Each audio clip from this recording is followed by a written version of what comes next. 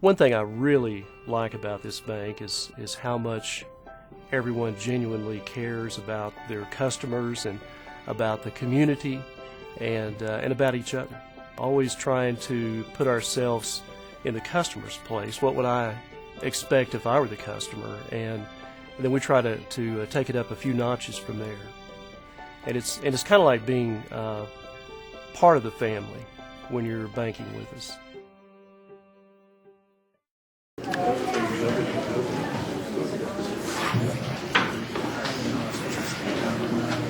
Good evening. Welcome, everyone. We would like to invite Reverend Bert Palmer with Post Street Methodist Church, United Methodist Church, to give her invocation. Let's bow together. Almighty God, the author of all creation and the giver of all good gifts, we give you thanks for these commissioners who have stepped into leadership and for their elected positions. Ask that you would grant them wisdom in the decisions that they make. We ask that you would be with all of those who are in more public roles in leadership in this city, keeping them safe and granting them wisdom in their decisions. And for the amazing people whose roles are less obvious and public, but without whom this city could not operate, for your blessings. And help us as citizens of this community to recognize our responsibility to be caretakers of your creation and participate in the creating of community. For these things we pray humbly in your mighty and powerful name. Amen. Amen. Thank you, Pastor. We have a privilege to read a proclamation to the Congenital Heart Defect Awareness Week group today, so we're going to come down front and do it. I think we should do the pledge. We're still working on it. I pledge allegiance to the flag of the United States of America and to the republic for which it stands, one nation under God, indivisible, with liberty and justice for all.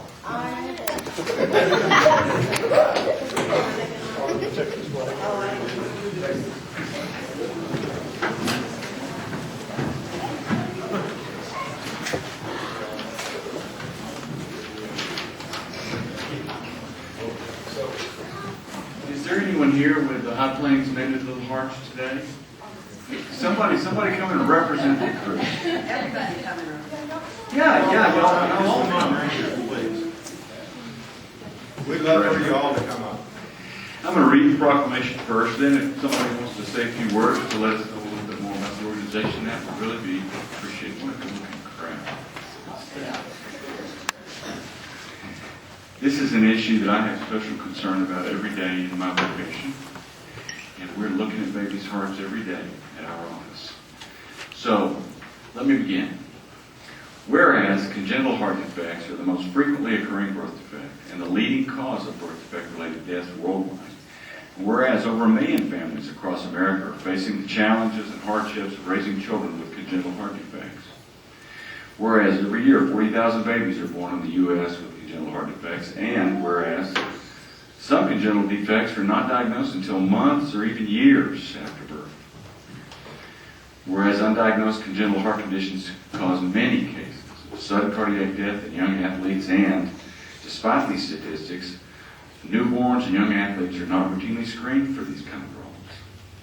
Whereas a disproportionately small amount of funding is available for this kind of congenital heart defect research and support, and whereas Congenital Heart Defect Awareness Week provides an opportunity for families whose lives have been affected to celebrate life and to remember loved ones lost, to honor dedicated health professionals, and to meet others and know they are not alone. And whereas the establishment of Congenital Heart Defect Awareness Week will also provide the opportunity to share experience and information with the public and the media in order to raise public awareness about these kind of severe congenital heart defects. Now, therefore, we, Mayor and City Commissioners, City of Amarillo, do hereby proclaim the week of February 7th to the 14th, Valentine's Day, Congenital Heart Defect Awareness Week, and encourage all citizens to increase awareness, education, and service for congenital heart defects, which each year affect thousands of babies, even here in Amarillo, Texas. Who wants to come forward and talk about this a little?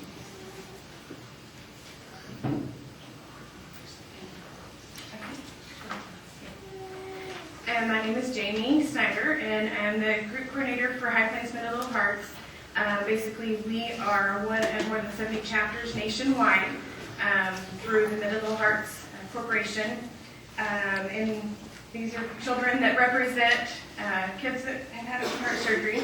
At our Christmas party, we had 11 children represented, and they had gone through 19 open heart surgeries between the 11 of them, and dozens and dozens of heart catheterizations. We have several families that are able to be with us today because they're currently in Dallas getting heart biopsies for post-transplant. And then a 7-year-old, he has a valve replacement to be done on Monday. And so basically what our group does is we provide support and information resources for children like these that have gone through pretty hard times. We work closely with our Dallas chapter to provide care bags because most of our children, of course, are sent to Dallas for treatment. And so we work with them and provide them with basic toiletries, shampoo, toothbrushes, toothpaste, because usually they're sent immediately to Dallas and with the clothes on their back. So we do help with that and just kind of give the kids some normalcy. You know, they are able to be around other children like themselves, and it's great to see them compare zippers, you know, and so it's a great organization. And this little guy, they're monitoring him for a pacemaker. He's had 2 open heart surgeries. His heart rate has slowed down quite a bit. And then Quinn over there, he's had 2 open heart surgeries, and he still has 1 more to go. So it's just an ongoing process.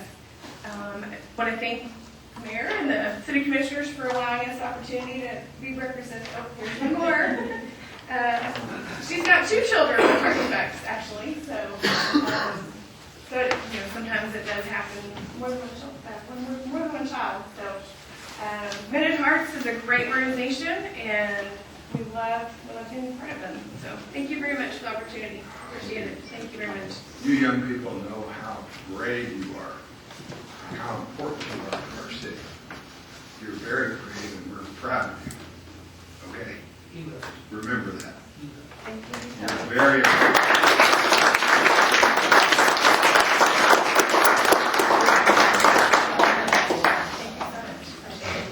How are you? Come on up here and take a picture. I'll take her out.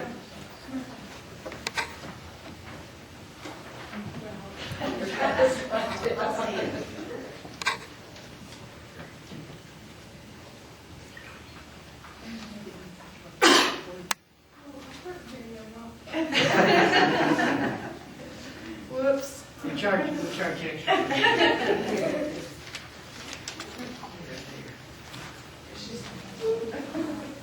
Got everyone? All right, everyone look this way.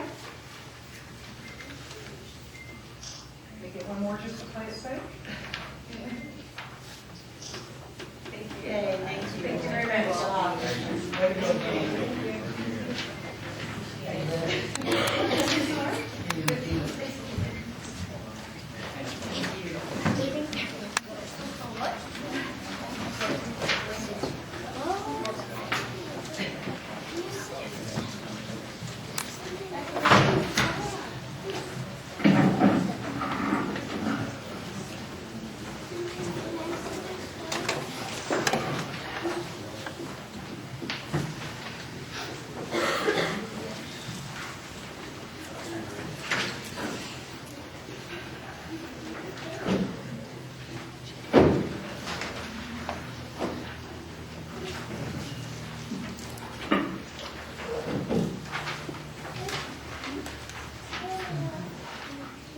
Good evening and welcome to the regularly scheduled meeting of the Amarillo City Commission, held this Tuesday in City Hall at 5:30 p.m. The first item of business on today's agenda is the minutes from the prior meeting.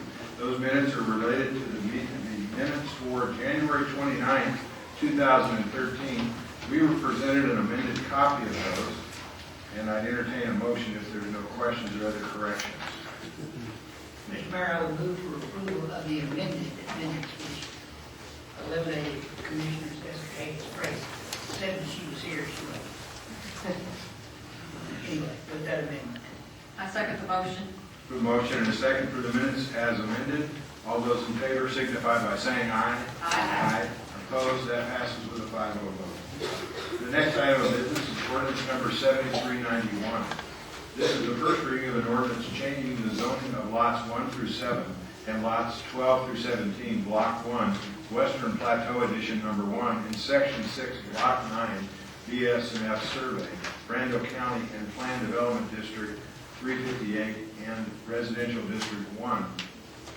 Amended Plan Development 358A for expansion of the existing institutional land use. This is recommended for approval by a 5-0 vote of the Planning and Zoning Commission. Are there any questions about this from the audience or from the commission? If not, entertain a motion. Mayor, I move approval of ordinance number 7391. Second. We have a motion and a second for ordinance number 7391. All those in favor signify by saying aye. Aye. Opposed? That passes with a 5-0 vote. Consent agenda. It's recommended the following items be approved and that the city manager be authorized to execute all documents necessary for each transaction. A is the award of Greenways Unit 26 Public Improvement District Project. B is the approval of Mark Road Lake Drainage Study. And C is the approval of the annual advertising contract awarded to AGM Media. D is the approval of the aviation clear zone easement. Are there any items that need to be removed for separate consideration by the commission? Is there any discussion on these items from the audience or from the commission? If not, I'd entertain a motion. Mayor, I move we approve the consent agenda as outlined. And I second. We have a motion and a second for the consent agenda as presented. All those in favor signify by saying aye. Aye. Opposed? That passes with a 5-0 vote. We now have a presentation. The City of Amarillo will give a presentation on the 2012 crime statistics and an update for the Amarillo Police Department. Mr. City Manager, I guess we would call the police chief forward. Yes, Mayor. Chief, welcome. Good evening, Commissioners. Mayor.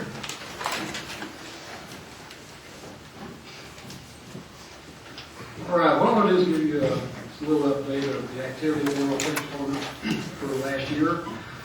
Last year we had a 1% increase in calls for service, and as you can see from the map here, we get calls all over the city of Amarillo. We have some higher concentrations in the San Jacinto area, along Amarillo Boulevard, northern areas from there, and all along the highways. Last year we had a 5% decrease in Part 1 crimes.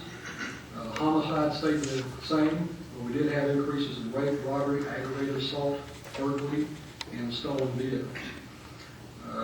Decreases in larceny, theft, and arson. The biggest increase was in robbery, 18.3%. If you look at the far right side of this chart, you'll see the number difference there. That'll give you a little better idea of what that percentage means. For a 3.9% increase in rape, that's 4 additional cases. Robbery, there were 43 additional cases over the previous year. The biggest drop in larceny theft, 640 fewer cases and 16 fewer arsons. Our calls for service, 133,690. That's 366 calls a day, and it would be nice to have 366 calls a day every day. Unfortunately, what happens is we get periods of inactivity and then periods of a lot of activity, and that's what drives our response times up. And you'll see there's not a whole lot of difference between this year and last year's response times. And I don't think there's going to be much improvement in those response times until we add more officers. The police department will quit responding to some types of calls. Last year, we increased our arrest rate by almost 10%, 12,405 arrests. We made a lot of contacts with criminals, mainly through field interview cards and traffic contacts. If you look down there where the parking tickets are, that really doesn't have anything to do with our crime enforcement efforts. That has everything to do with our parking guide becoming a little familiar with our license plate recognition program and the ticket writing program. And as you can see, he's gotten pretty good at it, and I would assume that parking enforcement down here has never been better. We had a slight decrease in accidents, but a huge increase in fatalities. We had 23 collisions resulting in 29 fatalities. About half of those were involving drugs, alcohol, and/or speed. 4 of those deaths were pedestrian deaths. 2 of those were related to intoxicated persons walking out in front of cars. We had 2 fatalities that were the result of suicides and 6 fatalities that involved motorcycle operators. I think you all seen this chart before, but I think it's worth looking at again. Let me adjust it here just a little bit.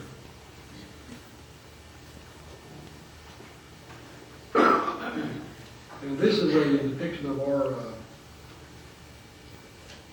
relative spending on overtime for directed patrol in Amarillo's crime rate. And as you can see, as we become more consistent with spending overtime on directed patrol, our crime rate has dropped. So over about the last 3 years, we've had about a 20% drop in the crime rate. If you look right here on this green line right there, that is February of last year. In January to February, had an increase in crime, and you'll see it trail off and then come back up toward the end of the year. What we did there is we took 6 new positions we've got and put those guys on duty doing direct patrol during the evening time. And that's in addition to the spending we're doing on overtime. So I think that shows that when we put more guys on the street and give them a mission, that the crime rate is favorably resulting.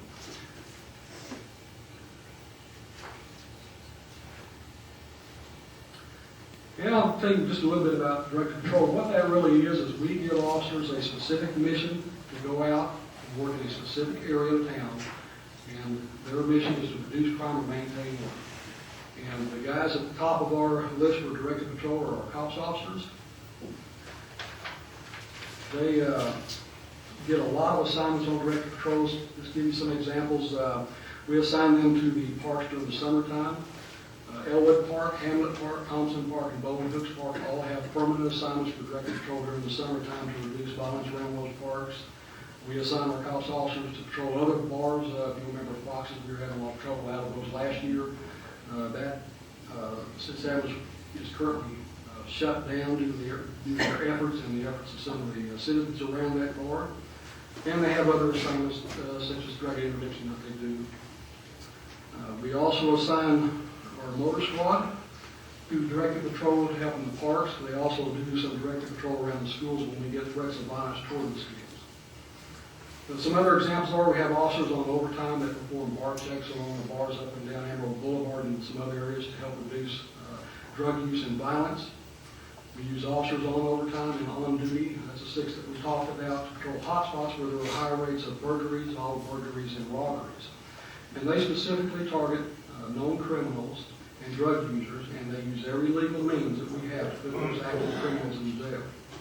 And I am a firm believer that every day an active criminal is in jail is a day they're not out hurting somebody. I think that's sort of well. This chart here is a list of cities that are somewhat comparable to Amarillo. And as you see on the far right, that's Amarillo, and we're at the top of the crime rate. And the far left is the Texas average crime rate for Part 1 crimes. In 2011, we moved down 3 spaces, and even the Texas crime rate came down some, and it's right there. So this is a chart of Amarillo's crime rate over the last several years compared to the state average. And you can see over time we're getting a little closer to that state average, and that's our goal, is to get as close to that state average as we can. Part 1 crimes are made up of several different crimes. Murder is at the top of that list, and as you can see here, relatively we've been pretty close to that rate, state average. Rape has come down a few years ago, and it's on its way back up. I think our best bet to try to lower that is community education. Robbery, even though we had an increase in robbery, we're still pretty close to the state average on that. Aggravated assault has come down over the last few years, but it is still relatively high. Burglaries come down, and that's through a lot of good work through our detective division, making a lot of good cases on active burglars and through directed patrol. Same thing with larceny theft, and that's the biggest driver in our crime rate is larceny theft. Those are the biggest numbers. Motor vehicle theft, you can see that is a fantastic job our detective division and our officers. This is really what I'd like all of our charts to look like where it is within 10 or 15, 20% of the state average. Don't think that we're ever going to get to the state average or below the state average, because that state average is being pulled down by a vast amount of small jurisdictions that really don't have a whole lot of crime. And as populations increase, the crime rate doesn't increase proportionally, it increases exponentially. So I don't think we're ever going to get real close to that state average. Our goal is to get as close as we can. Arson, it's kind of gone up and down over the last few years. Fortunately, it's went down this year. Zoom in on this map real quick.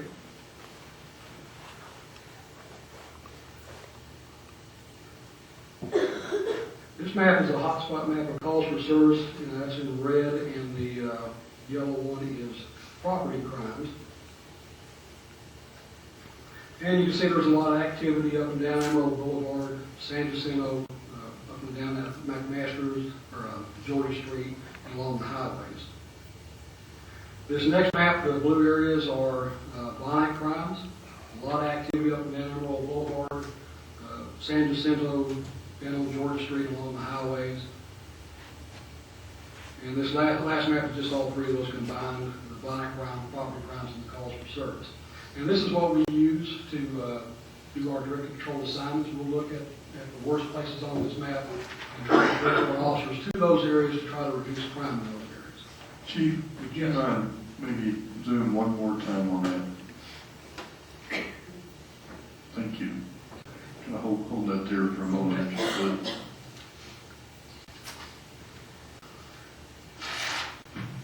Any particular area you want to talk about?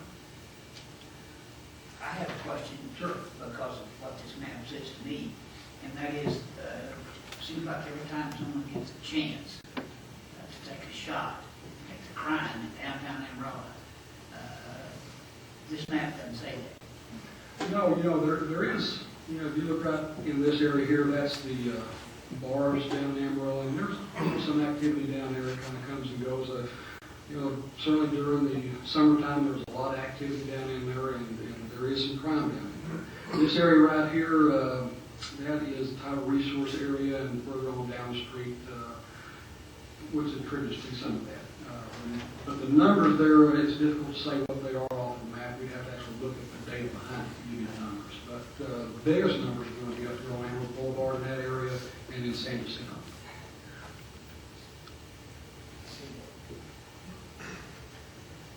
And as far as statistics goes, that's all I have for today. The rest of our statistics will be compiled in 2 or 3 weeks, and we'll have those out in our annual report. So that's all I have for now, unless you have some questions. Chief, what is the difference? What's the designation of larceny versus another kind of theft? What is that? Larceny theft includes all misdemeanor thefts and felony thefts where you're not, this includes all of them, everything except for stolen vehicles and robbery. So a theft is where I'm just stealing something, I'm not using force. Or robbery is where I use force or a gun or a physical force to take something from you. Chief, I have a question. When you compare Amarillo's numbers to the state average, are you confident that other areas of the state are collecting their data as meticulously as we are here in Amarillo? No. I think that we have always been as accurate as we can. We try to all the information we know, not take reports on crimes like some other cities do. I don't think in Texas, but California or someplace, they don't take any theft reports over a certain amount. They don't take any burglaries unless there's a certain amount. We take all of the reports and we compile them. So these kind of numbers that are compiled across the state are really kind of hodgepodge of different collection techniques.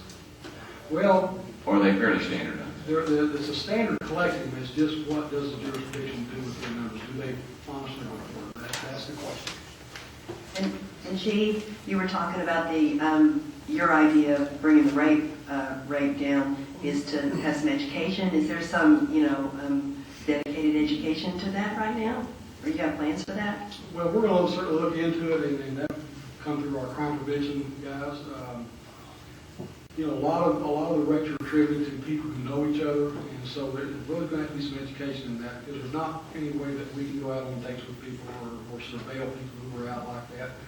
A lot of victims don't know who they're out with until it's just too late. So I think education is going to be the key to bringing that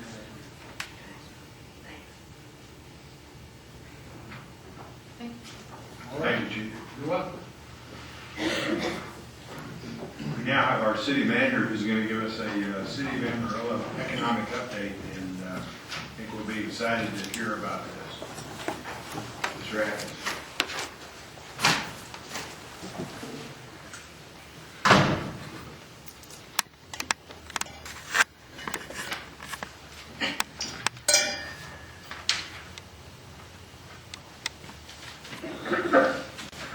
Thank you, Mayor. Appreciate the opportunity to bring this forward to you today. I think as everybody knows, over the last month, we've had a release by Amarillo National Bank of kind of the cap of the year and the forecast looking forward to where Amarillo sits.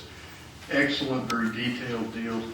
We took that and then began to look at a little broader brush measures that apply to Amarillo, and would like to show those to you today, and would suggest that these are all things that we probably know of, we just don't often put together at once and look at and think about. So, Kelly, if you would. Probably the one that gets the most attention, of course, is our sales tax. And the sales tax collections in Amarillo always will represent a very good barometer of your retail economy, and also show you in many ways not just the success of the city, but also the trade region that we support from here. As you can see, 2011 was a record year, $45.6 million. The very next year, 2012, was a record on top of the prior year at $48 million. And I'm pleased to report to you that in our year-to-date collections right now, we're up 8.72% over 12. So you have a record on top of a record, and the collections now are outpacing that. And in fact, they're outpacing what was projected in the budget. We used a very modest, about a 1.5% growth. At some point, you never want to look a record in the mouth, but you start stacking them up. You've got to be a little careful. These are on our fiscal year, not the calendar year. These are fiscal years, correct. So that would represent, when we talk about 8.72, that would be from October forward. And of course, collections are 2 months behind. We will get the February collections probably tomorrow, which actually represents the money that was spent in December. So that'll kind of cap the Christmas season for you. And Mr. Atkinson, in the past years, about 60% of the monies that came in sales tax actually came from people who lived outside the city limits of Amarillo, visitors, people coming to the medical center doing other shopping. Is that still pretty much true? I think we would presume that to be correct, Mayor. Yes, the trade area that is supported by Amarillo's retail economy, as you well know, is very large portions of Oklahoma, portions of New Mexico, Kansas, Colorado, and extending south for quite a good distance. We're very fortunate. We're not like a metropolitan community such as you would see around Dallas, to where you have what they call leakage. One community built a new mall, so all the retail's over there, and then another one builds a shinier one, and it goes there. We're able to support and grow the existing business and enhance new, knowing that they have that secure trade area. And sales tax is so important to us because a large portion of our budget is made up with sales tax. Sales tax is the largest portion of your general fund budget, yes, ma'am. Very, very important to Amarillo, very important. Kelly? How about the hotels? We talk about supporting the local retail economy in the trade area. What are our hotels doing? As you can see, the green bars are your actual collections. The black line, of course, is the trend. And the thing that is most telling to that, to me, in the period of time that represents, we've absorbed 660 additional limited service hotel rooms in Amarillo, 150 full service rooms. That's just since 2009, and those are full. People are staying there. We're capturing that.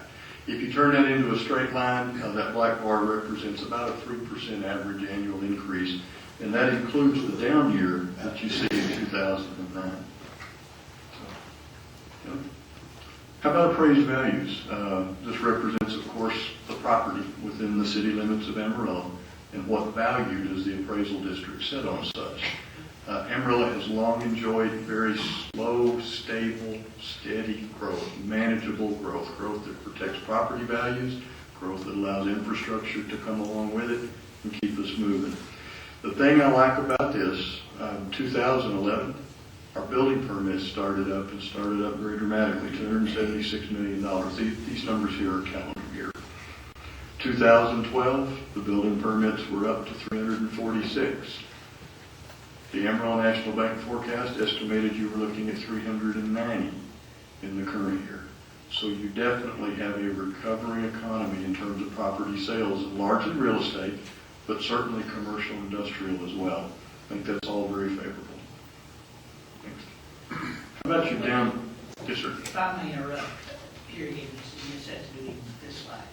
The property valuations, of course, is what triggers or that's what our ad valorem taxes are on.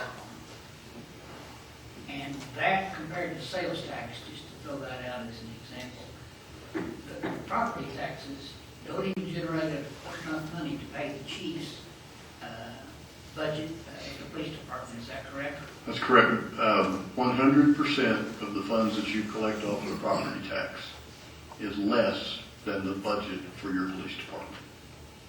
Which gives you an idea. About 32 million. Right. So you saw the contrast with what you saw earlier, with 48 plus on your sales tax. Good question. How about downtown?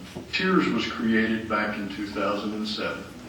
The TIERS, Tax Increment Reinvestment Zone, is basically your central business district and then extended a bit to the south and to the west. It uses 2006 as the base year. Not on this chart, didn't have enough space, but historically, for the 20 years from 2006 going back to 1986, your downtown total value, your TIERS area total value increased by about a total of 2%. Total. If you look now at what's happened starting in 2007 going to 2012, in that short period of time, you've had a net increase in that value of 38%. And that is both investment in terms of new construction or extensively remodeled construction, but also appreciation in the base property that's there. So we have not seen such a dramatic incline like that, not in downtown, but not elsewhere over a 5-year basis. Very, very pleased to report that to you. Well, and here again, regarding the tier zone and the increases you see there from 07 to 2012, this is where the public seemed to continue to be confused as to money that the tiers committee or tiers board spends or dedicates. And that is the incremental, the money that tiers has is the incremental increase reflected by this increase in taxable values. The city continues to collect the taxes that we collected in 06. Correct, and if I could, excellent point. Kelly, use the cursor and let's draw just left and right from 2006 straight across through 2012.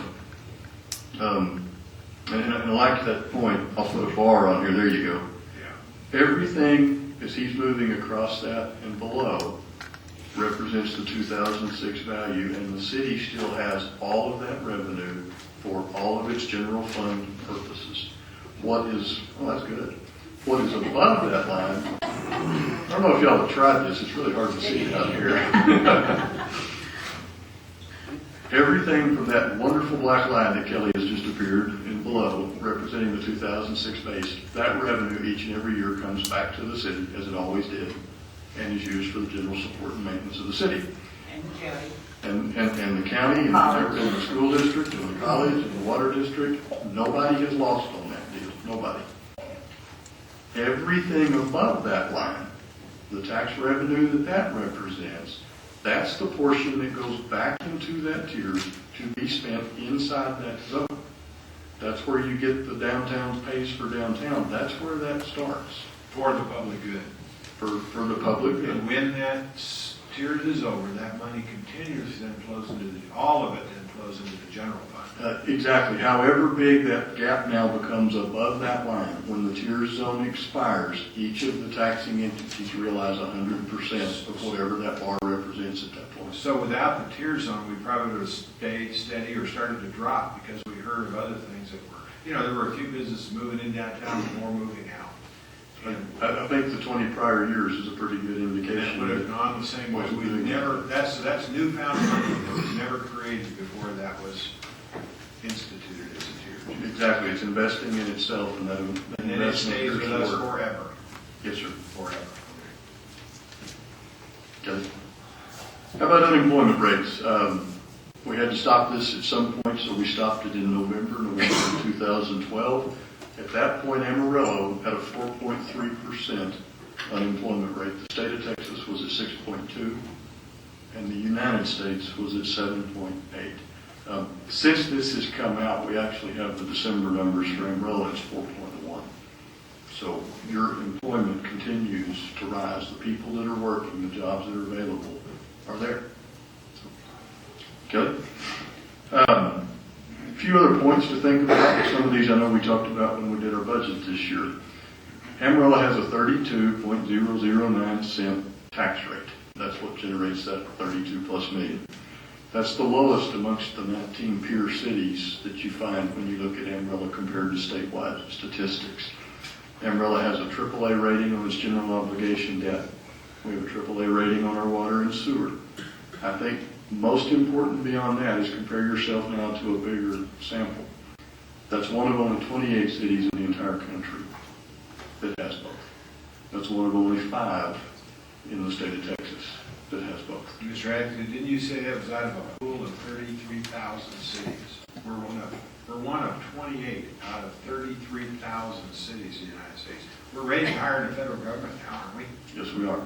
And didn't we say, because of that rating on a reissuance for the water debt that we just reissued, we saved $500,000 on that one reissuance, didn't we? Correct, and when you funded the debt that went with your Potter County well field, the interest savings alone were several $100,000 a year for the life of the 20-year debts.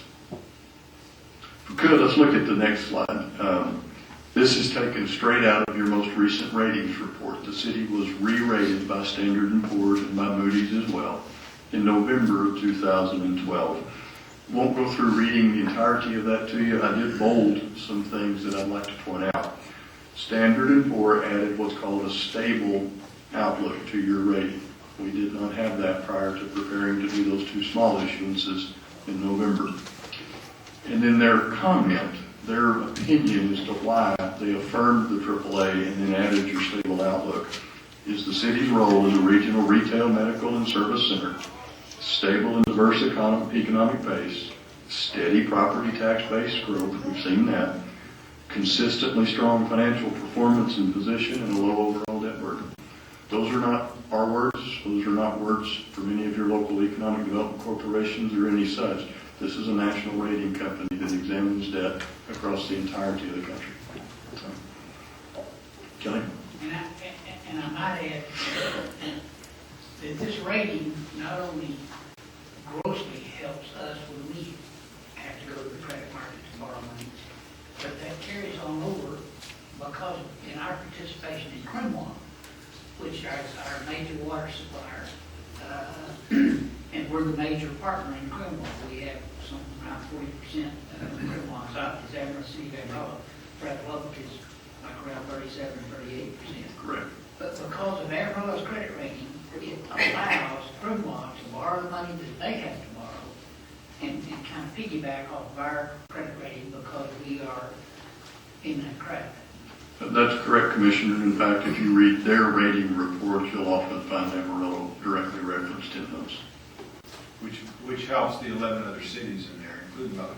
It does. It helps us all. We all make those payments every month when that water comes down the pipe. Right. If I could, I'll jump a little bit into some of the quality of life things that we enjoy here in Amarillo.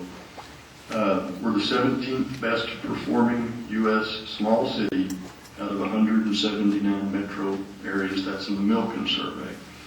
We'll talk a little bit more in detail in a moment about the Polycom survey, but Amarillo's up to number 132. Your residential real estate market occupies the 7th position out of the top 10 markets to watch. Of course, everybody's heard the city, Amarillo Area Foundation, Amarillo Independent School District, and many other partners worked and received the Bill and Melinda Gates Partners for Post-Secondary Success Grant. all good measures. Kelly, go to the next one if you would, please. Talk a little bit about that Polycom ranking. 134 out of 366 MSA is metropolitan statistical area. That's a 22-spot climb from the same survey last year, and probably more importantly, it's 176 spots up since 2004. So while it's a great position, and we still like to see it climb even above that, look at your change in that ranking since 2004. Comment below that comes straight out of the Polycom Corporation. They're measuring, and if you're in the positive category, they're looking for rapid, consistent growth in size and quality for an extended period of time. Looks like starting about 2004, that stepped up, they recognized it, and you see the results here. So I'm very proud of that. Just cap a couple of major big projects that we've done lately. Of course, I hope everyone's had the opportunity to see the new terminal at the airport. Beginning in 2012, in the spring, you began to receive the full flow out of your $89 million Potter County well field. First new well field since 1957. I beat that drum all the time. I don't know that you'll find another city that was able to manage that and keep that going that long. Certainly for a large part of that time, we did have Lake Meredith. Obviously, we don't now. But that's good. The prior leaders of Amarillo set us in such a good place in terms of being able to have that water to manage and to use. Of course, this year, this commission stepped up and created the drainage utility, and we have already begun the associated capital projects that go with that. In fact, that triggered those ratings in November of 2012 that we saw on an earlier slide. Okay. We saw your low unemployment rate. Wow, what's going on with that? Bell Helicopter, not only the military assembly point, but now branching into civilian aircraft. And there's nothing but positive about that. Having that diversification out in that facility is very important. We're a regional medical center. That was mentioned in some of the earlier reports. BSA, Northwest, Texas Tech.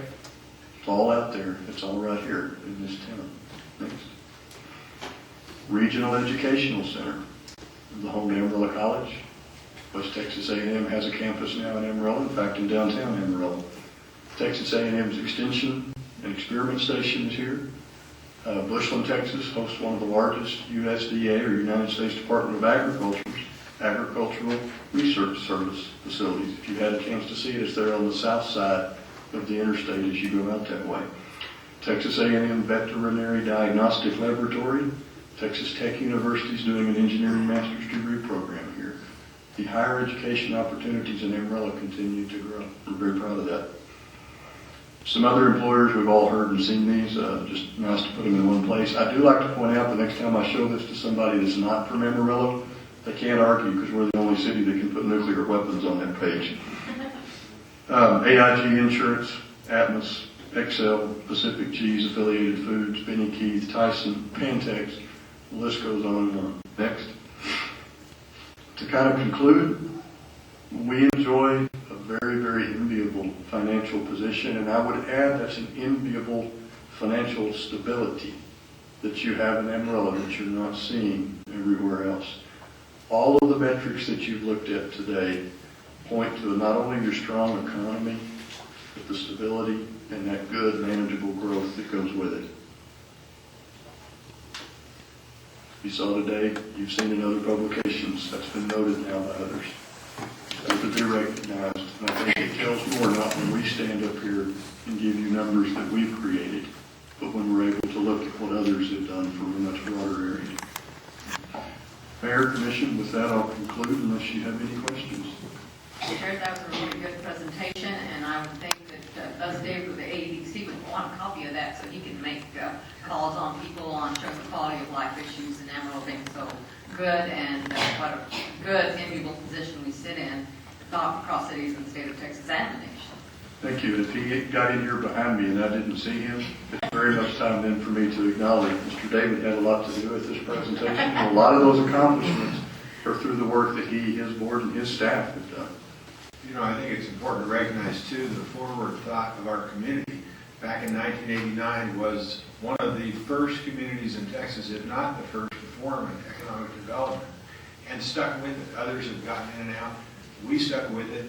We dedicated that money. The citizens here really, I think, support everything that's happened and certainly see the benefits from it.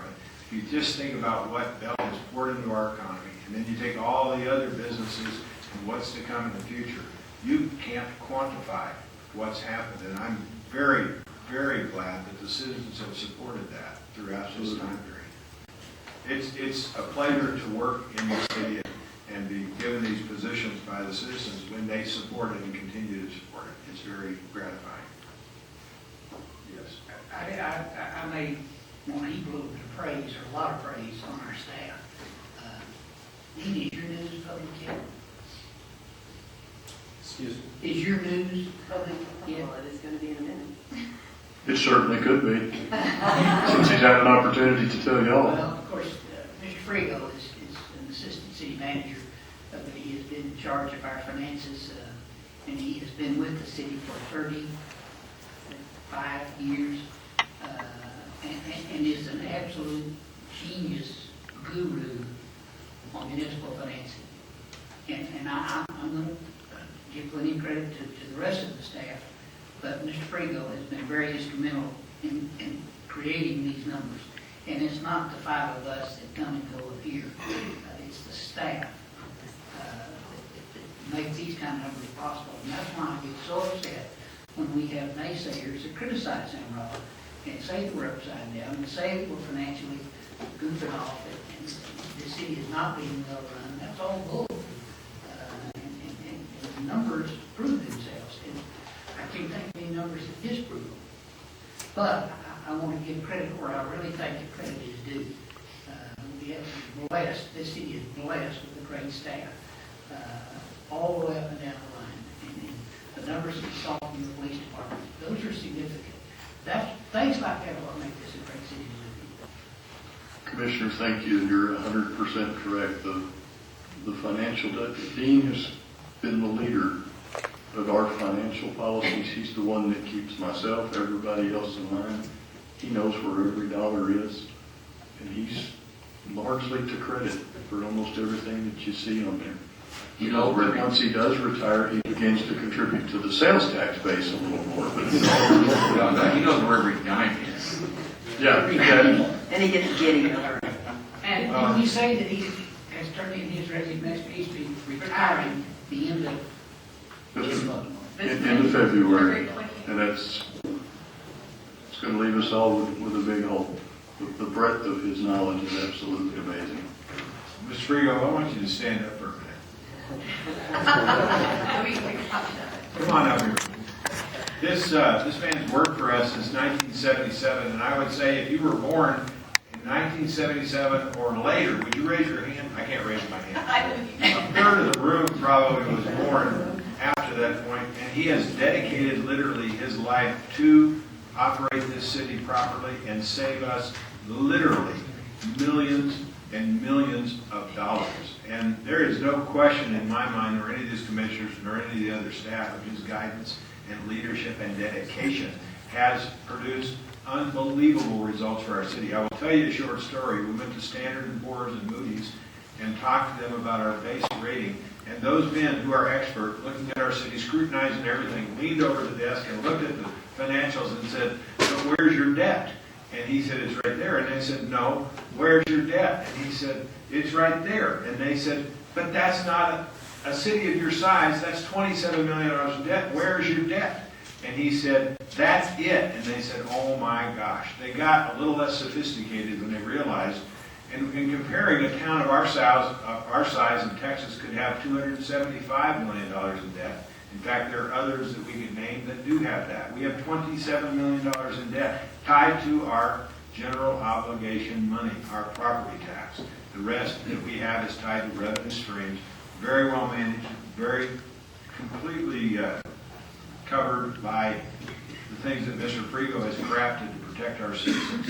And we, I think, as a community and as a commission and as mayor, want to say thank you. Well, thank you.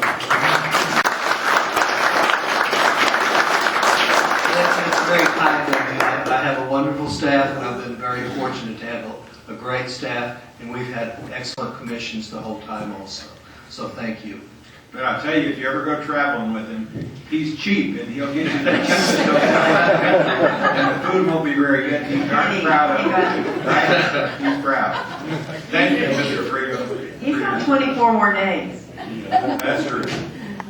True. Any more questions related to the presentation? If not, And I would say to the media, I sure hope that this presentation and the good news of today is not Rico either. Go back on page 8 or whatever. I'll see what I can do. Mayor and Commission, if I could, I'll shortly take my seat, but I'd like to make just a quick announcement. As you'll recall, back the Tuesday before Thanksgiving, this body recognized the graduates that went through our pilot class for what we call Amarillo 101. Do you remember that was a test? That was an opportunity for the staff to learn, to present a program that was designed to take a small group and run them through an intensive series of sessions, and just as quickly as we could show them how big is your city, what does your city do, why do we do it, and how. Very successful. All of those members just were tremendous in helping us learn. They've helped us learn enough that tonight we're going to announce that we are ready, starting tomorrow morning, to begin accepting applications to the regular session of Amarillo 101. The session that's upcoming, we will limit it to 20 participants. I wish we could do more, but I don't think we can give them that exposure and that attention to the detail that we can with a group that size. The first class will begin Thursday, March the 21st. 5 classroom sessions, 3 field days or field trips that they get to take, and then we'll come back before this body on Tuesday, April the 23rd, and ask you to recognize them when they graduate from doing that. Again, starting tomorrow morning, the website, amarillo.gov, GOV, will have that application out there. Just to be sure that we don't leave anything hanging. We actually have a large number that were carryovers from when we put that first pilot group together. They've been in the queue. I'm going to try to give as many chances as we can, but certainly encourage everybody else to apply. If they don't get in this time, we'll keep that and keep working it forward and try to get them. So we encourage somebody that's 18 or older that lives in the city of Amarillo. There is no cost for the course, and of course you will choose those from the applicants that are there, correct? Yeah, exactly, Mayor. They need to be 18 years of age or older, and I think most importantly, I need them to commit to come to as many of those sessions as they can. Again, there's a total of 8 of them. It'll be over with pretty quick, Thursday evenings and Saturday mornings. Need them there. If they're there, I think we'll make it well worth their time. They need to be an Amarillo resident as well. Great. Any other questions for the city? Thank you for the presentation. I think it's helpful to all of us.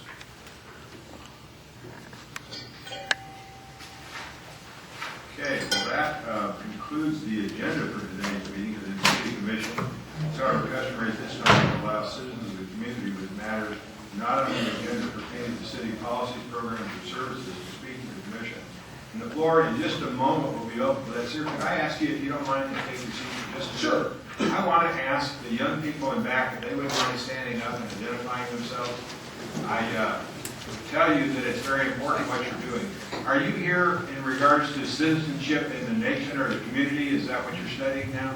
Community. Community. Okay. Well, we appreciate you being here today. Your work is really important to us too, and we hope you'll hang in there and keep working on things and scouting. Okay. All right. Big Boy Scout. What rank are you guys? I see a first class. Tenderfoot. I just got tenderfoot. Tenderfoot, first class. What else? I'm a scout rank. You're a scout rank? Okay, good. All right. I think I was able to visit that troop the other night and attend an Eagle ceremony, and very proud of the young man that received that. You all get that Eagle rank, okay? Thank you for being here today. Thank you very much. And sir, excuse me, but I wanted to recognize those young people. They're very important to us. If we could ask people to come up if they have a comment, please. And we'd ask the city attorney to kind of go over before we begin what the parameters of the hearing. Certainly, Mayor. When you come to the microphone, please give your name and your complete mailing address. At that time, the timer will start. You will have 3 minutes to make your comments to the commission. When you have 30 seconds left, you will hear a single tone. When your time has expired, you will hear a series of tones. Please direct all questions and comments to the city commission. It is not a time to address others in the room. Thank you. Can we hand this up before the timer starts? Sir, we will not ask the officers to hand things out at this point. It distracts them from their duties, and so we could ask them, if someone wants to pick those up, they'll be available on the back. No problem, no problem. Okay, my name is Craig Allen Sheets. I'm from Southern California, Fullerton born, raised. If you need an address, it's 142 Viking Boulevard, Brea, California. We've got, if you remember the last city council meeting I was at with you people, I asked you to Google FEMA death camps that are on that paperwork right there the officer has. I got it off of Google. You'll see coffins on there. Not good. This is tax dollars going for, I'm sure the taxpayers do not have any idea about, but I'm recommending that everybody Google FEMA death camps and look what's coming our way. There's also a map of the locations in the United States. I see one pretty close to Amarillo, Texas here as well. The next page. Your AK-47s are stashed on offshore oil platforms. This is kind of like a horseshoe, the Atlantic, Gulf, Pacific. I kind of like that Clydesdale horse. I don't need a gun to be appreciative of life. K-Line Freight is the responsible party for harboring these AK-47s, which are going to be a part of the FEMA death camps. There's going to be little games going on. You get one round to kill your partner. It's going to get pretty sick. You can see the coffins on there once again. That's tax dollars well spent. Wood structures. I'm from Southern California. You got a lot of brick structures here in Amarillo. But I've noticed in the neighborhoods that they do have yellow and green trim. You've got one single can, back to the utility poles again. That's sarin. I've had people come up, shake my hand, speaking this at city council meetings in other states. I've been going through this for 11 years, Mayor.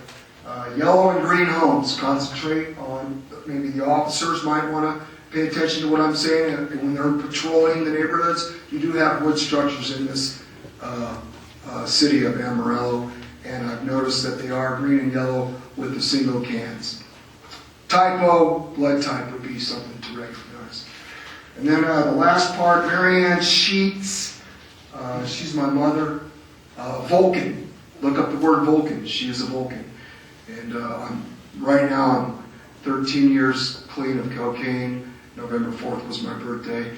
And I am summoning all the drug dealers back in California. One's here in Texas, has moved from California. He's in Austin. John Squires, working for Keller Realties. Keller Realties, correct. So my mother's face is going to match a lot of these drug dealers. Marianne Sheets, you can read that form. I appreciate it. All the members have taken the time, City Council, to print those out for you. At least take the time to read them for me. And thanks for letting me speak. Would anyone else like to make a comment? And I would suggest to you Boy Scouts in the back, your adult leaders can explain this meeting to you a little more. If you have any misunderstanding about what happens here, certainly they might be able to alleviate your concerns and explain in a rational way what takes place at our meetings. Thank you. Anyone else would like to comment?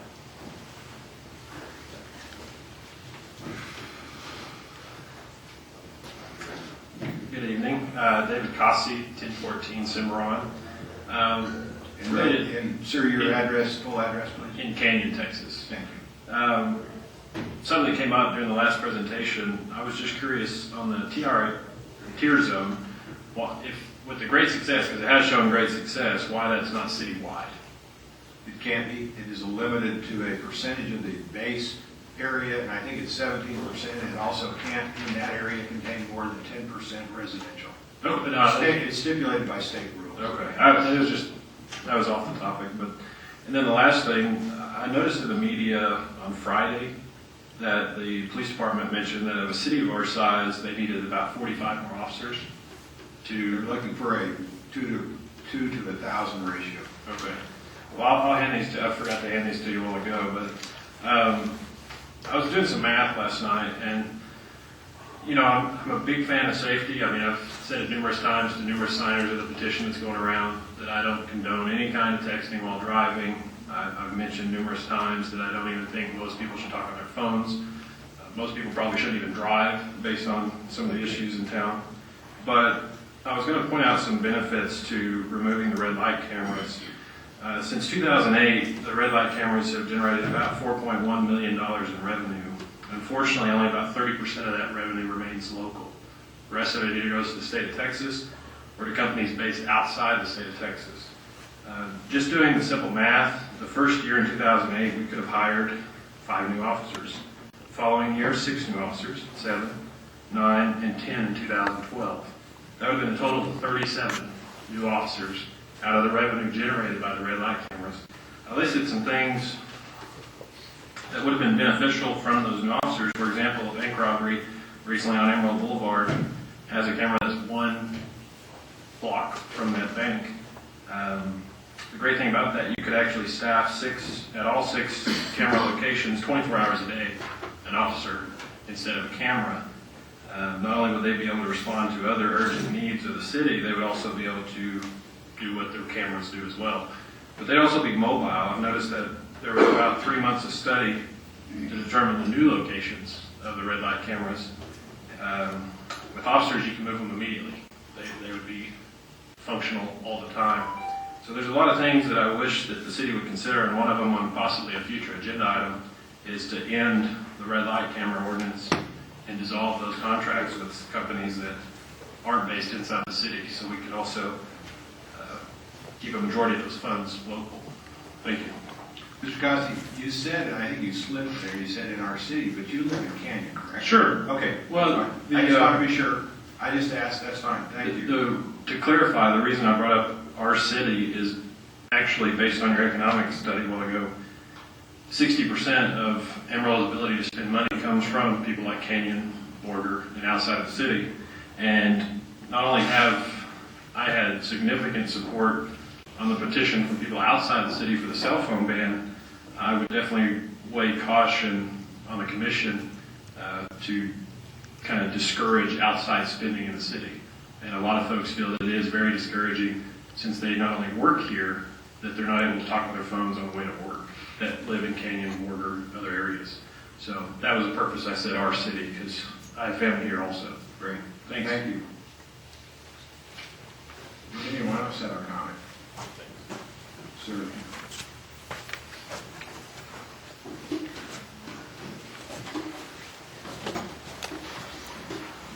Alan Feingold, 2601 North Grand Street, apartment 158. Chief Taylor, was wondering if the crime density maps that you demonstrated here are available. Sir, Mr. Feingold, I'm sorry, but we're going to have to ask you to restrain your comment to the commission. All right. If you'd like to speak to Mr. Taylor later, he'd be happy to talk to you. I hope those crime density maps are available to the general public.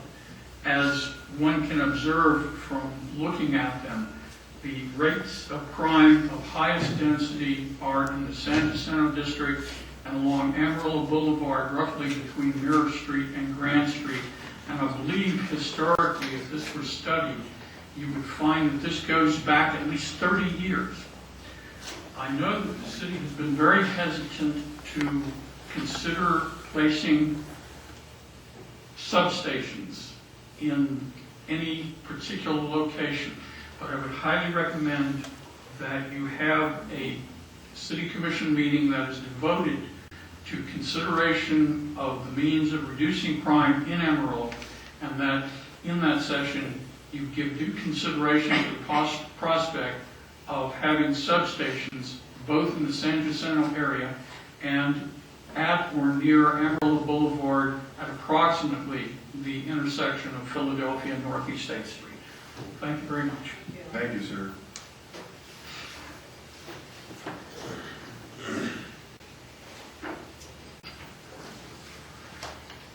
My name is Joseph Hayes. I live at 802 South Mississippi, Amarillo, Texas. Well, I don't know about y'all, but I thank God that this is not Southern California. Let the record show, let it be known that I don't only show up to complain. I really like these new calendars. These are great. Little cartoon images and the blank spaces. You've got the tip for saving water. So, God bless you guys. You have a really hard job. So I appreciate all your work. Thank you. Thank you. I'm going to respond that the artwork in that calendar was done by children. And we had a contest, excuse me, for acceptance and picking the winners that are shown in those cartoons. That's Amarillo children. No, that's why I love it. It's very colorful. It's good. Great. Thank you. Would anyone else have a comment at this time?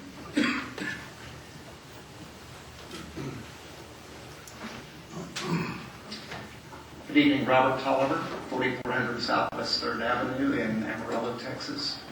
I would like to share just a brief opinion about the red light cameras and the fact that there are so many already in the city that are generating a substantial amount of revenue, and that according to the newspaper and a recording that I saw of one of the commission meetings, was that the red light cameras are placed at high traffic intersections with no regard to safety. They are designed to keep people from breaking the law and are a source of revenue generating device for the city. That being said, with what a further speaker from Canyon mentioned, it seems that a more prudent use of our money, and I know if the city were to cancel the contracts that are in place, yes, there would be a financial hickey that would have to be made up. But to keep the money in-house and to devote more officers training and recruiting, which unfortunately, if I recall, the voters turned down several years ago, we need to boost the police department presence because of our crime rate. And also the response time would be decreased, as was stated. The opportunity arose one time recently for me to do a little more statistical research, as y'all know I love to do, and noticed that between the periods, I believe, of 2009 and 2011 on statistics of red light cameras and more rigid enforcement in those areas, that it was once presented as a safety issue. And the result, the following year statistically, unfortunately, showed that it did not decrease any number of deaths, and there was an increase in rear-end accidents. So I offer that as a solution, or something to consider. I know you've already made the contracts. I know you've already gone through a lot of planning. My concern is about, number one, rear-end accidents, which happen all too frequently. Also the fact that we could put that source of revenue to greater use to building up our police officer and law enforcement force here in town. I might just add, if I may. Yeah. No cameras, no revenue. Right. And that revenue is dedicated for safety reasons or safety uses by the state. And when we made this decision to have the red light cameras, it was for safety. And that's why the revenue that's generated by them goes for safety-oriented matters. Okay. Can't go to payroll. No, I know that, but the state... And I was in that meeting, and it was not done for revenue, it was done for safety. I was on the original 405 and originally, and it was absolutely done for safety. Safety, okay. Absolutely. Positive. Okay. Turned me around. I was not for him until we saw the data, saw the films, and because of the safety aspect, I changed my mind and voted for him, and I'm proud that we did. Commissioner, I think you have I just have a statement of policy of fact, and that is when the traffic commission members voted for these, they didn't just look at volume. They looked at the number of accidents, they looked at the severity of the accidents, they looked at general danger at those various intersections. And volume was a factor because there had to be enough volume to at least pay for the equipment that was being used. So there were other factors besides just volume. Mr. Dollar. Great. One final question real quick, and I know my time has expired. okay. But I would like to ask, hope, whatever the proper word is, that the wonderful report given by Mr. Atkinson be available online, as well as the very much expanded annual police report, because what was presented to the commission certainly goes far more in depth than what's been available on their annual reports that are available online, and I think that'd be very helpful to a lot of citizens. Good Thank suggestion. you. Thank you for being here. Is there anyone else that would like to make a comment today? Welcome, sir. Gentlemen, ladies. Mayor, Commissioners, I'm Felipe Aguilar. My address is 6070 Gateway East, El Paso, Texas, Suite 500. And I'm actually the Regional Public Affairs Manager for the K-Love and Airway Radio Networks. I've been coming to Amarillo, I think on and off now for about the last 4 to 5 years. Initially on the emotional side of the house, the music concerts, events like that. Most recently, over the last 2.5 years or so, as a public affairs representative for K-Love and Airway Radio. We've done pieces with Leadership Amarillo. Tomorrow I'll be interviewing somebody from the Amarillo Area Foundation to talk about the wonderful work that's being done with No Excuses, No Limits. And I just look forward to, in the coming years, to be able to speak with some of you, to talk about your role, to let the public know about your role as elected officials, what it is here and how it benefits for the community to support and to get involved like the young people that are here today. So I just want to, on behalf of K-Love and Airway Radio, I want to thank you, and I look forward to coming and visiting even more often. One supporter is the strategy for now. As some of you may know, K-Love and Airway, it is a national network. We've dedicated resources for folks like myself to come and visit on a quarterly basis, and I look forward to visiting with you sometime. Thank you for your time. Thank you, sir. Thank you very much. Sir, I would like to tell you that that would be wonderful, because we need a way to communicate to a lot of our community who don't understand English very well. And so if you could make some of those avenues available for public affairs and so forth, that we'll be willing. Y soy paisana. I'm from El Yes, Paso myself. yes, I've done pieces in other cities in regard to immigration, English as a second language, secondary education, things of that nature. I'd also be very interested in interviewing Mr. Atkinson about that Amarillo 102 program. We've done a couple of pieces like that. We did a piece with the city, the water conservation program. Sonia, I forget Sonia's last name. Sonia Gross facilitated that for us. So we're very, very grateful, and again, we look for more opportunities. Thank you. We would be happy. I'll share some information with you after me. I'll come around and find you.